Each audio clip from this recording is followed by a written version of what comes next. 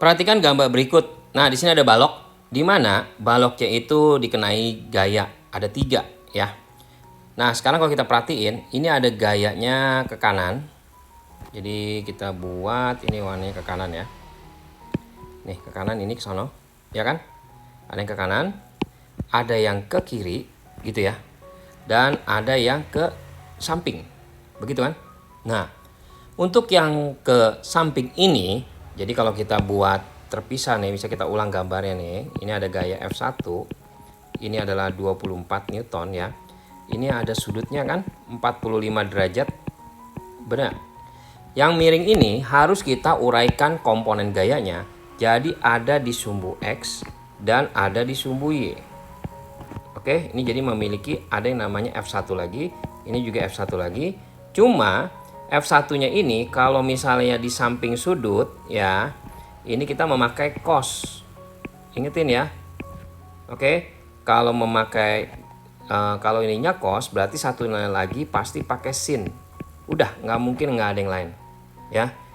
Jadi cuma ada cos atau sin. Jadi kita harus tentuin nih, cos yang mana nih? Kenapa pakai cos? Kalau dia di samping sudut, nih, ini samping sudut nih, ini kan sudutnya nih, ini sampingnya nih, nyamping sudut nih, berarti dia pakai cos. Ingetin aja dah ya. Nah, kalau kita udah tentuin itu cos, berarti ini ada pasti sin lah. Oke, kayak gitu ya. Nah, terus gimana nih? Cos 45 berapa? Nah, untuk lebih detail lagi silahkan nanti dipelajari ya bagian trigonometrinya ya, sudut-sudutnya. Jadi kalau cos 45 ini ada hafalannya ya. Cos 45 itu setengah akar 2. Oke. Sin 45 juga sama. Khusus untuk cos 45 dan sin 45 ya, yang setengah akar 2. Ya. Jadi di sini kita nggak bahas tentang trigonometri detail ya, karena nanti jadi panjang videonya. Nanti untuk mempelajarinya silahkan dipelajari di bagian trigonometri ya. Oke, sekarang kita balik lagi. Untuk gaya-gaya di sini kita lihat nih, ada gaya yang mendatar. Ya tahu ya, gaya mendatar tadi di sini ya, kita udah lihat nih. Oke, gaya mendatar ya. Nah, kalau misalnya kita gambar ulang dah. Misalnya ini ada balok. Ini ada gaya ke kanan ya, itu ada F1 cos. Ya kan? F1 cos itu dari yang ini kan yang tadi kita cari ya. Terus ada apa lagi? Ada di soal ada yang namanya F2 ya. Coba kita lihat, hapus dulu ya. Ini F apa nih? Oh, ini F3 ya. Ini F3. Jadi F3-nya itu sama dengan 20 Newton.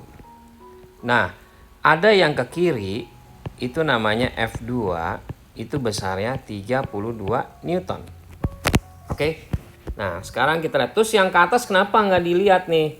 Ya, yang ke atas itu kita nggak perlu lihat karena kan kita hanya ngelihat gerakannya ke kanan atau kiri. Jadi gerakannya itu kan cuma ke kanan atau ke kiri di sumbu X. Dia nggak bergerak di sumbu Y, ya kan, benda ini. Dan kita nggak membutuhkan ini, ya. Nah, setelah kita lihat di sini, kita berpikir gini. Nih balok nih ditarik nih sama orang nih. Ada yang ke kanan 2, ada yang ke kanan, ada yang ke kiri. Ini bakal gerak kemana? Nah, caranya kita bandingin aja. Misalnya, nih yang bagian ke kanan ya, sigma ini ya namanya. Kalau disimbolin secara ini ya, sigma F, sigma gaya, total gaya di sumbu X-nya ya. Yang bagian ini nih, kita hitung nih. 20 ditambah F1 cos ya. Nah, F1-nya tadi berapa? F1-nya 24 ya. 24 cos 45-nya setengah akar 2. Iya kan?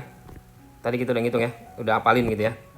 Nah, jadi 20 ditambah ini kalau dicoret jadi 12 akar 2. Sama dengan 32 akar 2. Gitu kan?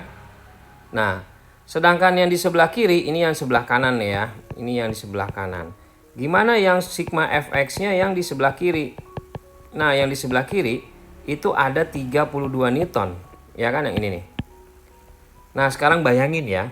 Balok ini ditarik ke kanan 32 akar 2 Newton. Ke kirinya 32 Newton.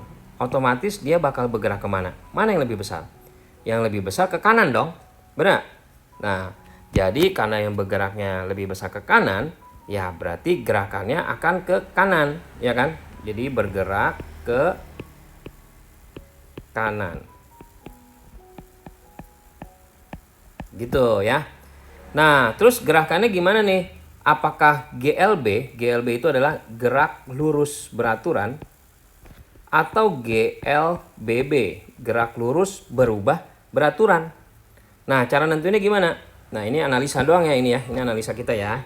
Dibikin dengan secara matematis ya. Nah, sebenarnya kita akan mencarinya GLBB atau GLB. Kita lihat nih, udah rumus gini. Sigma F sama dengan M massa dikali percepatan. Ya. Sebenarnya kalau dilihat dari sini, kita udah pasti lihat ini adalah geraknya gerak apa nih? Karena gini nih, kalau misalnya gerakannya itu total gayanya itu sama dengan 0, ya. Dimana kalau 0 itu gara-gara percepatannya nggak ada, ya kan? Percepatannya itu boleh dianggap kita buat 0.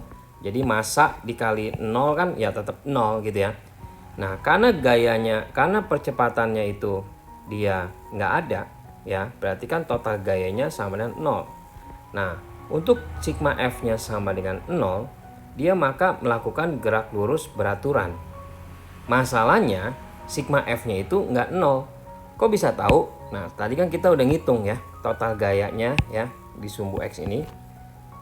Yang tadi ke kanan kan 32 akar 2, bener nggak?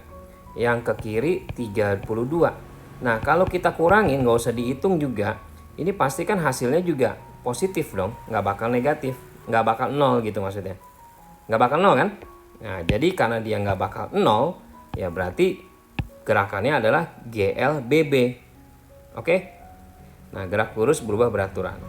Nah, karena ini soalnya sebenarnya adalah soal kasus pelajaran buku SMP, ya kan? Jadi untuk pelajaran nanti di SMA kelas 1, ini ada lagi yang lebih ngomongnya lebih detail lagi sebenarnya. Oke, kayak gitu ya.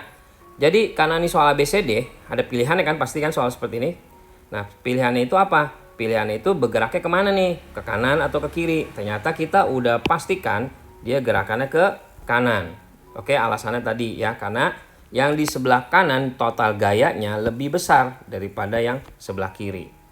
Terus, apakah GLB apa GLBB? Nah, tadi kita udah bahas sedikit.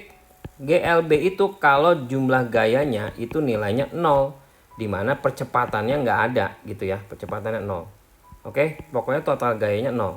Nah, dari kita perhitungan tadi, kita analisa, ini ternyata nggak 0 dong kalau 32 akar 2 dikurangin 32. Nah, karena nggak 0, maka pilihan kita adalah GLBB. Sehingga pilihannya adalah bergerak ke kanan dan melakukan gerak lurus berubah beraturan.